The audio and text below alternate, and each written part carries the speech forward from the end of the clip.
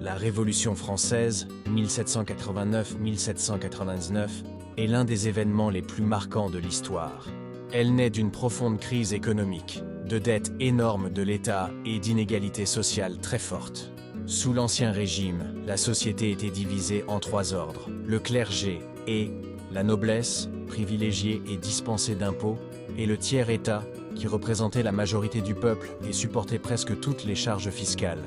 En mai 1789, Louis XVI réunit les États généraux pour tenter de résoudre la crise. Mais le tiers-État, frustré par le manque de réformes, se proclame Assemblée nationale et prête le serment du jeu de paume, promettant de rédiger une constitution. Quelques semaines plus tard, le 14 juillet, la prise de la Bastille devient le symbole de la fin de l'absolutisme. Dans les campagnes, les révoltes provoquent la suppression des privilèges féodaux lors de la nuit du 4 août. Puis vient la Déclaration des droits de l'homme et du citoyen, qui proclame l'égalité et la liberté comme base d'une nouvelle société. La Révolution prend rapidement un tournant radical. La monarchie constitutionnelle instaurée en 1791 s'effondre, et en 1792, la République est proclamée. Louis XVI est exécuté en janvier 1793.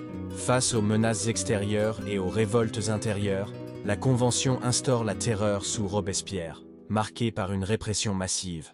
Sa chute en 1794 ouvre une période plus modérée avec le Directoire. Mais celui-ci reste fragile et contesté. En 1799, Napoléon Bonaparte profite de cette instabilité pour prendre le pouvoir par le coup d'État du 18 Brumaire et établir le consulat. La Révolution française a bouleversé la société.